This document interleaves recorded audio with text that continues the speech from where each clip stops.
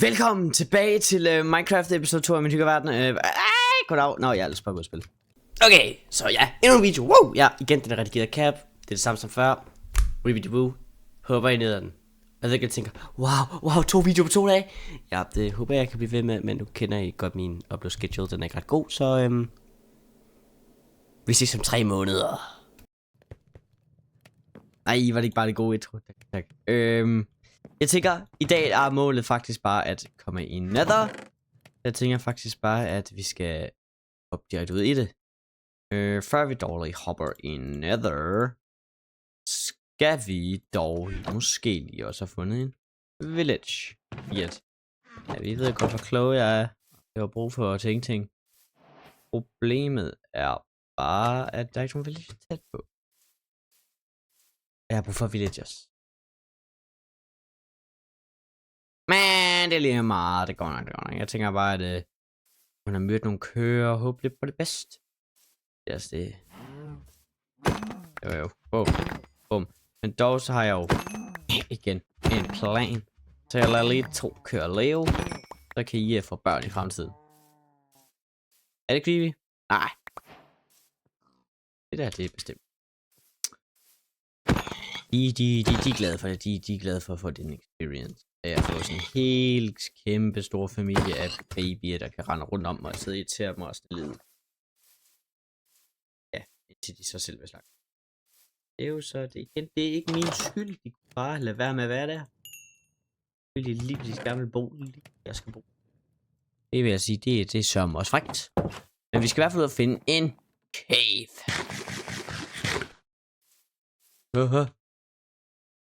Det var sørme hurtigt. Ja, det var elegant. Jeg skulle næsten tro, jeg havde planlagt det her. Og der er jeg ikke engang. Det er lidt sjovt ved det. Okay, bro. Jeg tænker også, når vi har fået villagers og alt det her, så skal vi nok godt have bygget en iron farm. Det er en iron farm. Det er altid godt med iron. Og lapis til at enchante mine ting. Vi er et enchantment table, fordi som sagt ikke villagers endnu. Så indtil der bliver enchanting table vores eneste vej frem til at få et chance. Det er lidt old school. Men igen, altså old school, det er bare bedst. Så lad os finde nogle... Lad os da bare finde nogle diamanter. Og ved du hvad, det var sgu da så svært. Der var 1. Og der var 2. Og der var klar. Ved du, det kan jeg godt mærke, det... Ret snæver cave. Ja. Tjekker lige færdig. Det er jo lige. Sikker mig, at jeg ikke lige har misset noget. Det vil sige sådan... A gold mine. Men der er vel lidt guld her. 4. 5. Og havde allerede 4 guld i min inventory. Det er bare dumt. Det kan godt være, at det er bare mig, der er dum. Obsidian, fedt. Nu ved vi det mindste, der er obsidian. Det der var den irriterende.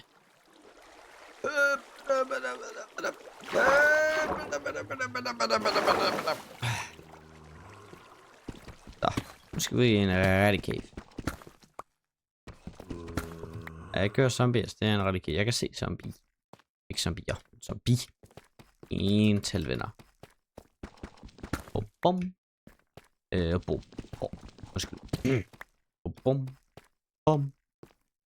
Se, jeg ved ikke lige, hvordan jeg har det med den her cave. Det ser ret elendigt ud, fordi sådan... Den er så cramped. Jeg overvejer næsten bare at gå op igen, og så se om jeg ikke... Dumme diamantskov, hvis jeg bare ikke havde lavet den. Og som jeg sagde, dumb and funny.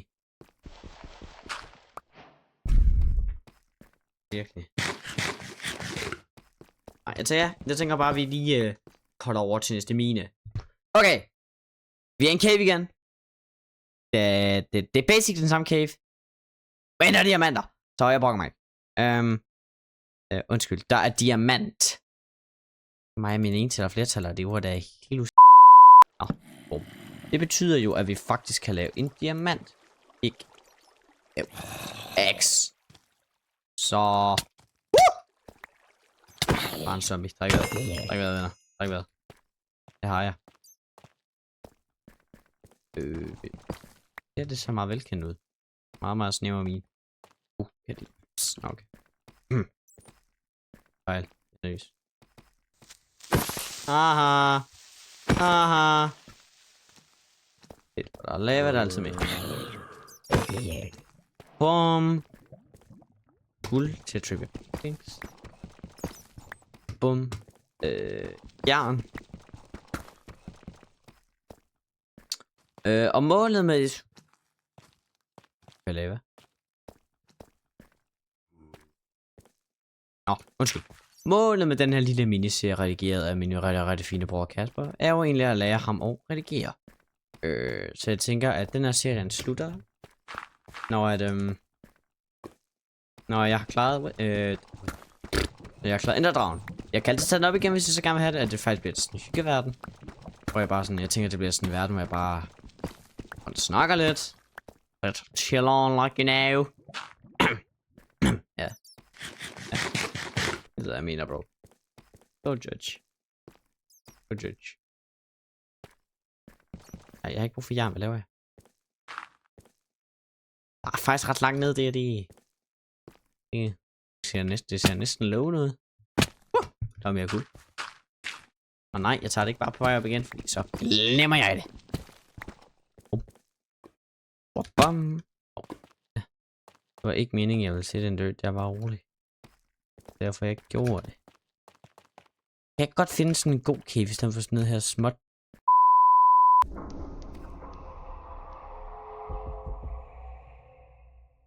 Det var jo slet ikke uhyggeligt, det der. Nej, det var jo... Det var sjovt. Det var rigtig humoristisk og morsomt. Nej, se, det her er, hvad jeg kalder humoristisk og morsomt.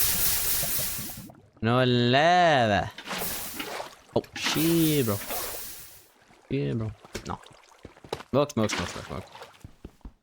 Så skal jeg bare min sige obsidian.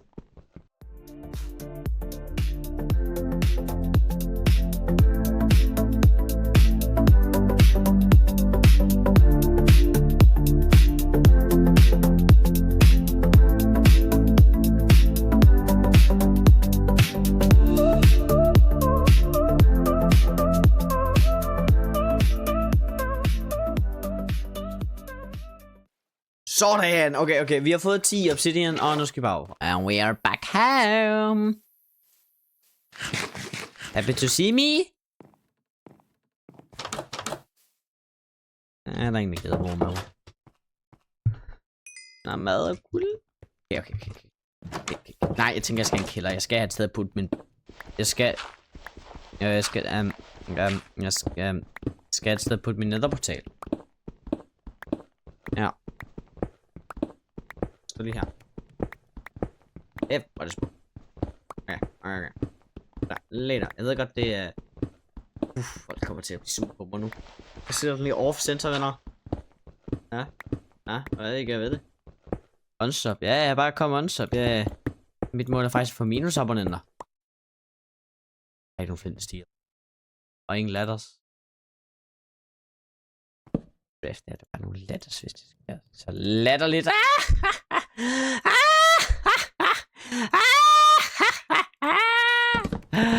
Nej, jeg er ikke en far.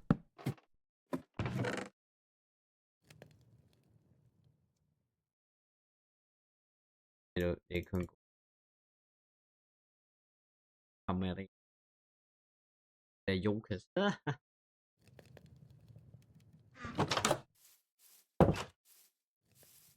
Solen er bestået. Venner.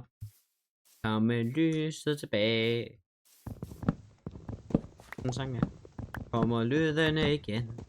Og verden vælter pludselig ind. Det kommer gennem alt spræk og lysene. Og jeg er tilbage hos mig. Stop med at lægge spil. Det er ubehageligt. Stop med at lægge spil. Det er ubehageligt. Jeg ikke lige med kamp. Det er... Det her. Det er ikke min normale 500.000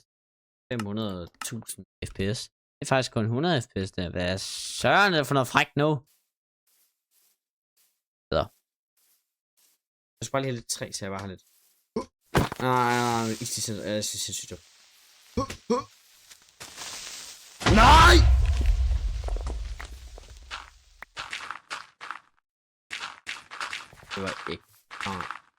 ser slet ikke sejt ud. Jeg skal seriøst få nogle venner. Ja, det var fedt, du ville ud her. F med noget gammelse op at køre. Der er egentlig sådan en små gravel.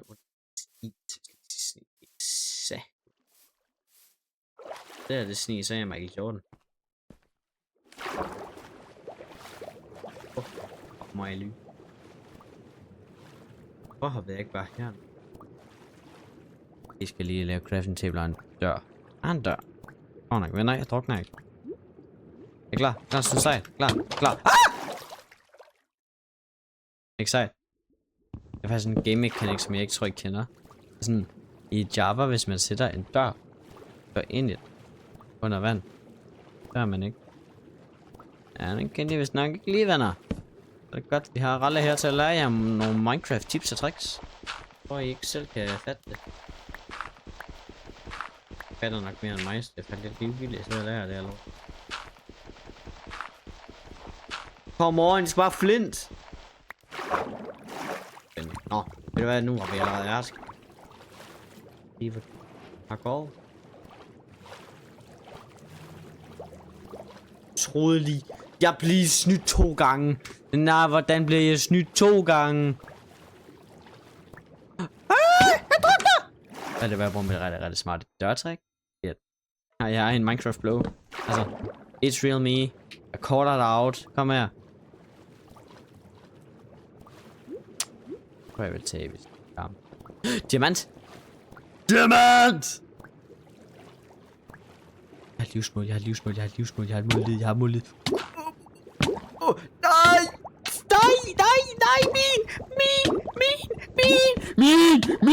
Min! Shit!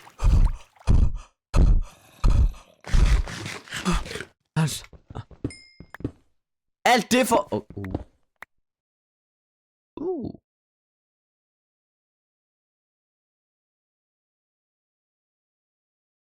Jeg ved ikke, om jeg kan lide jeg har waypoints en gang.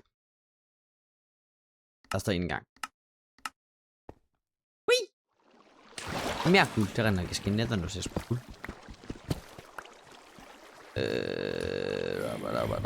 Det er deroppe, det er godt. Du skal bare huske. Hvad er der noget sejt dernede? Diamanter. Det er sejt. Det kan vi alt. Det kan vende godt. Det kan vende godt lide også.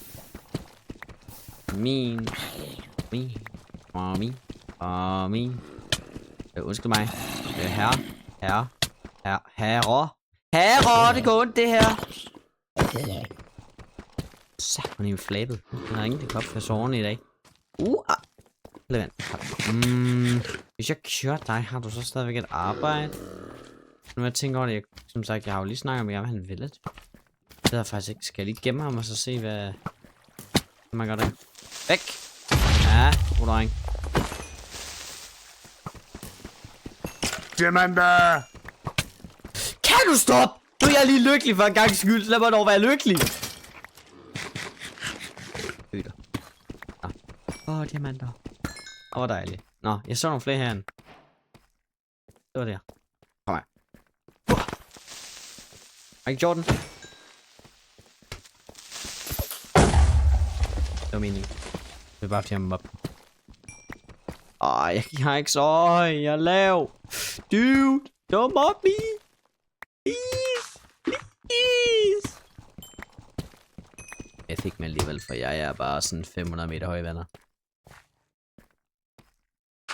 500 meter høj nonchalant fyr lige her. Oh my god. Vi skal lige ned på min nettet, der treat me like Roddy. I don't get me dirty. Wanna bad. Skal jeg huske. Hey. Jeg op. Spar mit hud. Så var ikke det der. Jeg skal hey, godt sådan. Dø. Om sådan. Allerede død. Dø igen. Hvad gør man så? Hvad gør man egentlig med zombier, når man gør det der? For altså, du dræber normalt mobs, når du gør det der mod dem, altså, zombier er jo allerede døde. Gør man så det samme med skeletter egentlig? Gør man så mere døde? Kan man sige død og dødest?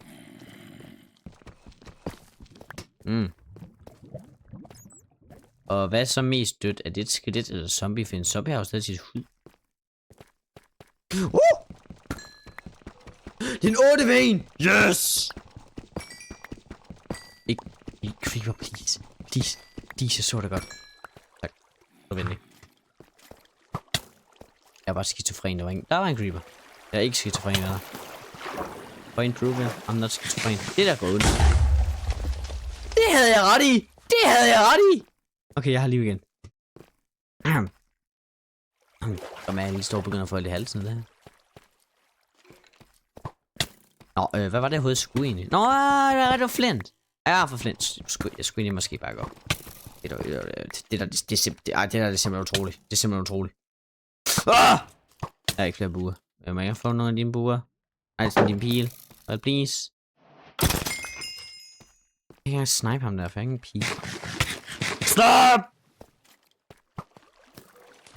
Jeg snipe det overfra. For det er ikke fair. Det er ikke fair. Skal jeg lukke? Prøv at se, om jeg kan lave wallbox lidt hernede fra. Jeg tror bare, jeg hopper herover. Hopper. Jeg er seriøst, det er til Minecraft! Okay, der var... Minecraft Bed Wars. Det var speedbridging, venner. Speedbridging. Så det her først. Get dodge! Jeg brækker deres ankler! Brækker hans ankler. Hvor er det der vandhul egentlig? Det er nu, jeg tænker over det. Jeg tror ikke, det er den her vej.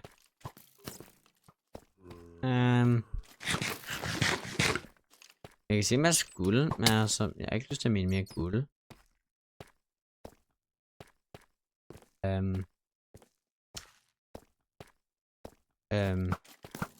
Vandhul! Eller diamanter! Vandhul eller diamanter! Vandhul eller...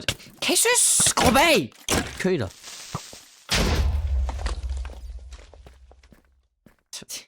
En af dem svarede.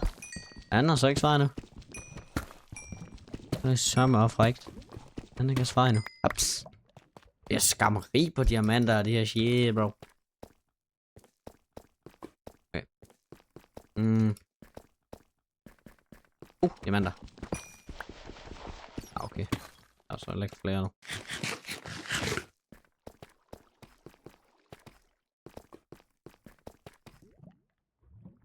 Jeg kan ikke på min dør. Nå ja, det er rigtigt. Der falder den der. Hvor der står indgang. Det er rigtigt nok. Og ja, der står indgang.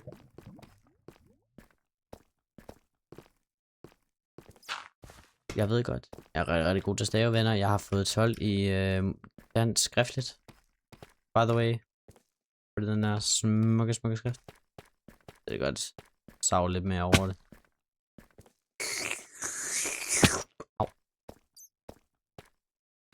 Klar. Bræk hans ankler! Klar, bræk hans ankler! Hej! Okay. Klar, nej, klar, jeg er fuldstændig... Okay, det var... Nej, okay, det er klikket.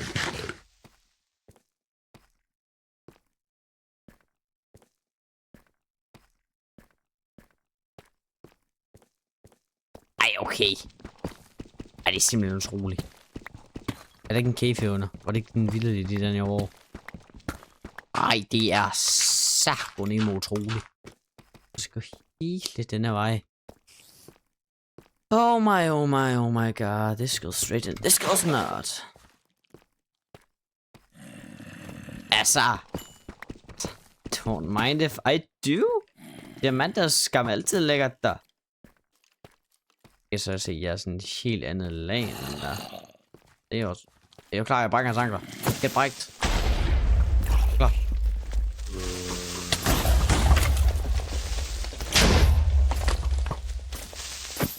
Det dør man ikke af det, når man skal bare sådan slå dem en gang med hånden. Det dør man ikke. Igen, Minecraft tips med Ralla. Bedre end de tips, I får for alle andre.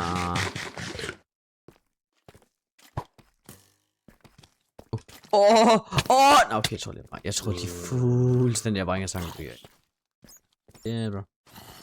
Chill, bro, chill. Her har jeg været før.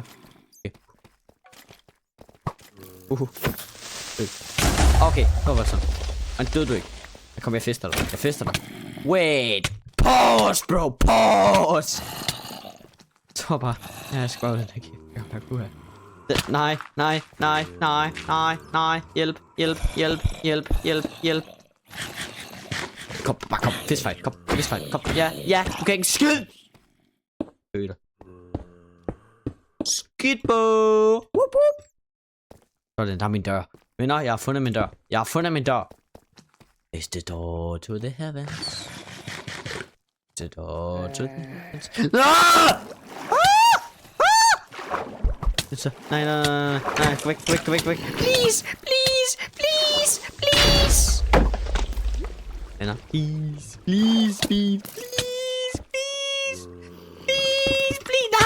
Nej, please. Nej, jeg vil ikke. Hjælp!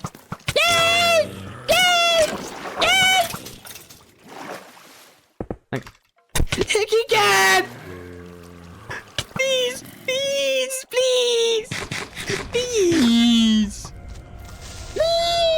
Jeg vil ikke. Please!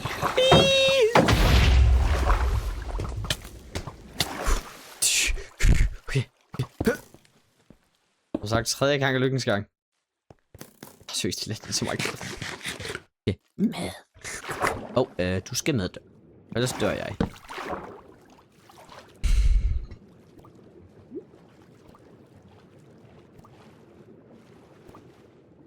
Jeg synes godt nok, jeg svømmer langsomt lige når jeg er tyk. Jeg venter Ice Center. Prøv at se, jeg venter. Nå, men der! Okay. Træk vejret, dude. Like sådan bogstaveligt talt. Like vejret. Det er vejen op. Jeg tror, Lucky er kommet ud på sådan en 100% også. Jeg ved ikke. Jeg tør ikke. Nej. Jeg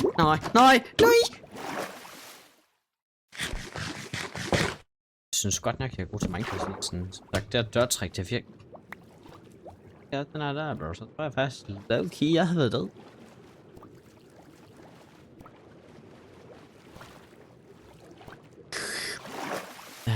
Easy peasy, lemon squeezy. Kæft, jeg ligner pindsvin. Alt det her bare for at gå i netter. Okay, og 26 diamonds. Okay, bare for flex. Okay, hans ankel blev brækket. Hans pil blev brækket. Hvad var det? Nå, en flintenstil. Shit, bro, min hukommelse, den er jo skide. Nå, jeg kan lige guld. Min gud! Det sørger også utroligt. Nej! Nå, okay. Nu skal jeg tænke mig om. Hvis jeg lige bruger de der... Det var tæt på. Okay, jeg starter med at lave en øks.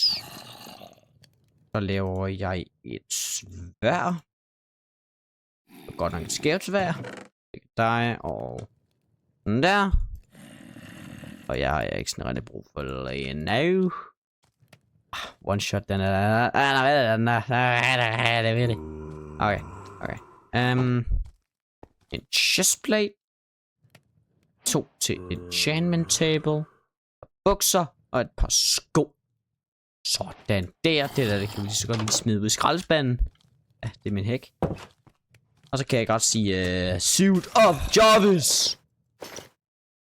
Det er så excited. Suit up Jarvis.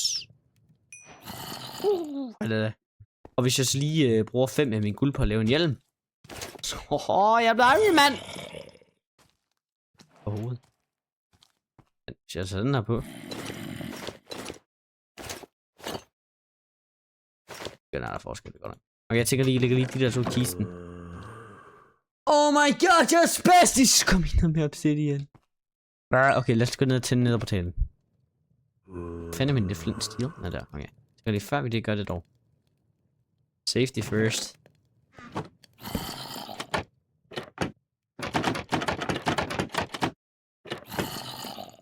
Double safety. Så skal jeg sådan dobbelt åbne den. For at jeg sådan ikke lige falder derned. Fordi se, hvis jeg lige pludselig kommer til at trykke på den her. Okay, selvfølgelig ikke noget. Hvis jeg kommer til at trykke på den her. Selvfølgelig ikke noget. Hvis jeg gør sådan her, jeg kan falde ned. Safety first. Safety first. Ja, det var næsten børnesikkert det der. Shut up, sagde jeg. Okay, det jeg har brug for, det bare, hvis jeg bliver stuck. Cobblestone op der. Smuk. Ved du hvad? Siv, det er Lamoy, bro. Det er Lamoy. The nether. Yes, where to go?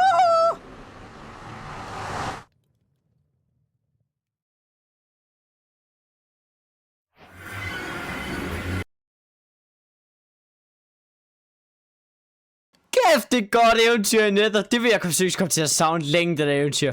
Ja, jeg har ikke været i nether endnu, jeg er stoppet. Jeg vil bare sige tak for i dag. Jeg kan se, at der er nogle recording på 32 minutter. Min editor. Han skal jo lige have lidt fritid for sig selv. Shh, jeg laver outro. Så, jeg vil bare sige tak for i dag, venner.